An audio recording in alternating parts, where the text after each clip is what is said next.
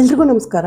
Oats chapati ಹೇಗೆ ಮಾಡೋದಂತ ನೋಡೋಣ ಬನ್ನಿ. ಓಟ್ಸ್ ಚಪಾತಿ ಮಾಡೋದಕ್ಕೆ ಒಂದಷ್ಟು ಓಟ್ಸು, ಒಂದು ಹಿಡಿ ಪಾಲಕ್ ಸೊಪ್ಪು, 1 ಇಂಚು ಶುಂಠಿ, ಹಾಗೆ ಒಂದೇ ಒಂದು ಹಳಕು ಬೆಳ್ಳುಳ್ಳಿ, ರುಚಿಗೆ ಎಷ್ಟು ಬೇಕೋ ಅಷ್ಟು ಉಪ್ಪು, ಸ್ವಲ್ಪ ಎಣ್ಣೆ ಬೇಕಾಗತ್ತೆ ಇದನ್ನು ಮಾಡೋದಕ್ಕೆ. ಇವಾಗ ನಾನು ಮಿಕ್ಸಿ ಜಾರ್ಗೆ ಓಟ್ಸ್ನ ಹಾಕಿ ಫೈನ್ ಪೌಡ್ರನ್ನ ಮಾಡಿ ಇಟ್ಕೊಳ್ತಾ ಇದ್ದೀನಿ. ಇದನ್ನು ನಾವು ಮಿಕ್ಸಿ ಜಾರ್ಗೆ ಹಾಕಿದ್ಮೇಲೆ ಅದನ್ನು ನಾವು ಜರಡಿ ಮಾಡಿ ಇಟ್ಕೋಬೇಕಾಗತ್ತೆ. ಸ್ವಲ್ಪ ಎಣ್ಣೆ ಬೇಕಾಗತ್ತೆ ಇದನ್ನು ಓಟ್ಸ್ ಚಪಾತಿ ಮಾಡೋದಕ್ಕೆ. ನೋಡಿ, ನೈಸ್ ಪುಡಿ. ಇದನ್ನು ಜರಡಿ ಮಾಡಿ ಇಟ್ಕೊಂಡ್ರೆ ನೈಸ್ ಪೌಡ್ರ್ ಬರುತ್ತೆ. ಇದನ್ನು ನಾವು ಮಾಡಿ ಇಟ್ಕೊಂಡ್ಬಿಟ್ಟು ಯಾವಾಗ ಬೇಕೋ ಉಪಯೋಗಿಸ್ಕೋಬೋದು. ಮೊದಲಿಗೆ ಒಂದು ಪಾತ್ರೆನ ತೊಗೊಂಡು ಒಲೆ ಮೇಲೆ ಇಟ್ಟು ನೀರನ್ನ ಹಾಕಿ, ನೀರು ಮರಳಕ್ಕೆ ಬಂದಾಗ ಚೆನ್ನಾಗಿ ತೊಳೆದಿಟ್ಕೊಂಡಿರೋಂಥ 1 ಹಿಡಿಯಷ್ಟು ಪಾಲಕ್ ಸೊಪ್ಪನ್ನ ಇದಕ್ಕೆ ಹಾಕಿ 1 ನಿಮಿಷ ಬಿಟ್ಟರೆ ಸಾಕಾಗತ್ತೆ. ಇದನ್ನೇನು ನಾವು ಬೇಯಿಸ್ಕೊಳ್ಳೋ ಅವಶ್ಯಕತೆ ಇಲ್ಲ. ಜಸ್ಟ್ ಬಿಸಿನೀರು ಮರಳ್ತಾ ಇರೋ ನೀರಿಗೆ ಹಾಕಿ ಬಿಟ್ಟರೆ ಸಾಕು. ಇವಾಗ ನೋಡಿ, ಇದು ನೀರಿಲ್ಲದೇ ಬರೀ ಸೊಪ್ಪನ್ನ ಮಾತ್ರ ನಾನು ತಟ್ಟೆಗೆ ತಗೊಳ್ತಾ ಇದ್ದೀನಿ.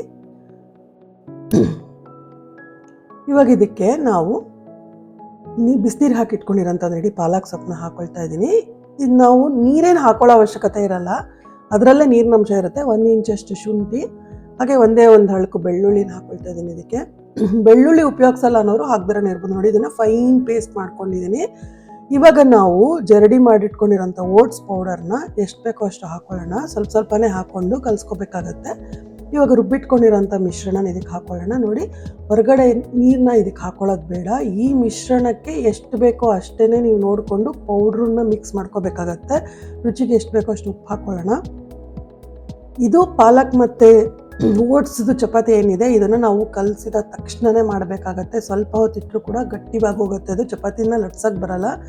ಹಾಗಾಗಿ ಇದನ್ನು ನಾನು ಯಾವ ಥರ ಹೇಳ್ತಾ ಇದ್ದೀನೋ ಅದೇ ಥರದ್ರಲ್ಲೇ ಮಾಡ್ಕೊಳ್ಳಿ. ಸ್ವಲ್ಪನೇ ಓಟ್ಸ್ ಪೌಡರ್ ಹಾಕಿ ಎಷ್ಟು ಬೇಕೋ ಅಷ್ಟು ಚೆನ್ನಾಗಿ ಕಲಿಸ್ಕೊಳ್ಳಿ.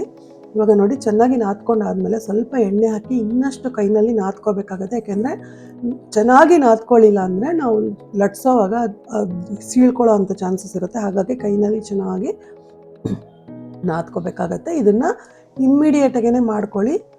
ಕಲಸಿದ್ಮೇಲೆ ಹಿಟ್ಟನ್ನ ಇಡಕ್ಕೆ ಹೋಗಬೇಡಿ.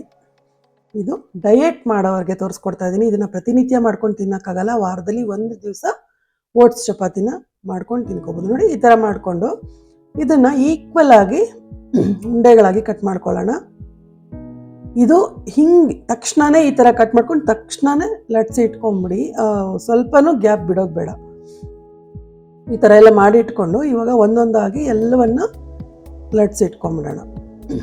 ಯಾಕೆಂದರೆ ಇದು ಗಟ್ಟಿಯಾಗತ್ತೆ. ನಾನು ಗೋಧಿ ಹಿಟ್ಟಾಗಲಿ ಅಥವಾ ಮೈದಾ ಹಿಟ್ಟು ಯಾವುದೂ ಉಪಯೋಗಿಸಿಲ್ಲ, ಕೇವಲ ಓಟ್ಸ್ ಪೌಡರ್ನ ಮಾತ್ರ ಉಪಯೋಗಿಸಿರೋದ್ರಿಂದ ತಕ್ಷಣವೇ ಮಾಡ್ಕೋಬೇಕಾಗತ್ತೆ. ಇವಾಗ ನಾವು ಓಟ್ಸ್ನ ಮಿಕ್ಸಿ ಹಾಕಿ ಇಟ್ಕೊಂಡು ಫೈನ್ ಪೌಡ್ರ್ ಮಾಡಿ ಇಟ್ಕೊಂಡಿದ್ದೀವಲ್ಲ, ಜರಡಿ ಮಾಡಿ ಇಟ್ಕೊಂಡಿರೋಂಥ ಆ ಪುಡಿನ ಸ್ವಲ್ಪ ಹಾಕಿ ಅದನ್ನು ಈ ಉಂಡೆನ 2 ಕಡೆ ಸ್ವಲ್ಪ ಪೌಡ್ರೆಲ್ಲ ಅದ್ಕೊಂಡು ಇವಾಗ ನಾವು ಲಟ್ಸ್ಕೋಬೇಕಾಗತ್ತೆ. ಚಪಾತಿನ ನಾವು ಹೇಗೆ ಲಟ್ಸ್ತೀವಲ್ಲ ಅದೇ ಥರನೇ. ತುಂಬ ಸ್ಪ್ರೆಡ್ ಮಾಡೋದು ಬೇಡ, ಅದು ಚಿಕ್ಕದಾಗೇ ಮಾಡ್ಕೊಳ್ಳೋಣ. ಯಾಕೆಂದರೆ ಇದು ಗೋಧಿ ಹಿಟ್ಟು ಹಾಕದೇ ಇರೋದ್ರಿಂದ ತುಂಬ ಸ್ಪ್ರೆಡ್ ಆಗಲ್ಲ. ಇದು ನಾವು ಚಪಾತಿನ ಎಳೆದಂತೆ ಎಳೆಯೋಕ್ಕಾಗಲ್ಲ. ಎಷ್ಟು ಬೇಕೋ ಅಷ್ಟು ಚಿಕ್ಕದಾಗಿ ಮಾಡ್ಕೊಳ್ಳೋಣ. ಹಾಗೆ ಹಿಟ್ಟನ್ನ ಸ್ವಲ್ಪ ಸಾಫ್ಟಾಗಿ ಕಲಿಸ್ಕೊಳ್ಳೋದ್ರಿಂದ ಸ್ವಲ್ಪ ಸುಲಭವಾಗೇ ನಾವು ಲಟ್ಸ್ಕೋಬೋದು. ನಾವು ಎಷ್ಟು ಉಂಡೆ ಮಾಡಿ ಇಟ್ಕೊಂಡಿರ್ತೀವೋ ಅದು ಎಲ್ಲವನ್ನ ಒಮ್ಮೆಲೆ ಲಟ್ಸಿ ಇಟ್ಕೋಬೇಕಾಗತ್ತೆ. ಯಾಕೆಂದರೆ ಸ್ವಲ್ಪ ಸಮಯ ಆದ್ರೂ ಹಿಟ್ಟು ಗಟ್ಟಿಯಾಗಿ ಅದು ಲಟ್ಸಕ್ಕೆ ಬರಲ್ಲ. ಇವಾಗ ತವಾನ ಒಲೆ ಮೇಲೆ ಇಟ್ಟಿದ್ದೀನಿ. ತವ ಚೆನ್ನಾಗಿ ಬಿಸಿ ಆಗಲಿ. ಸ್ವಲ್ಪನೇ ಎಣ್ಣೆ ಹಾಕಿ ನಾವು ಇದನ್ನು ಬೇಯಿಸ್ಕೋಬೇಕಾಗತ್ತೆ. ಡಯೆಟ್ ಮಾಡೋರು ಎಣ್ಣೆ ಇಲ್ದಿರೋ ಸಹನೂ ಬೇಯಿಸ್ಕೋಬೋದು. ಇದು ಡಯೆಟ್ ಒಂದು ಫುಡ್ ಆಗಿರೋದ್ರಿಂದ ನಾವು ಇದನ್ನು ಅಷ್ಟು ರುಚಿನ ಇದರಲ್ಲಿ ನಾವು ನೋಡೋಕ್ಕಾಗಲ್ಲ. ಹೀಗೆ ನಾವು ಲಟ್ಸಿಟ್ಕೊಂಡಿರೋಂಥ ಎಲ್ಲವನ್ನ ಚೆನ್ನಾಗಿ ಸ್ವಲ್ಪನೇ ಎಣ್ಣೆ ಹಾಕಿ ಬೇಯಿಸ್ಕೊಂಡು ಇಟ್ಕೊಳ್ಳೋಣ. ಹಾಗೆ ಎಣ್ಣೆ ಇಲ್ದಿರನೂ ಬೇಯಿಸ್ಕೋಬೋದು.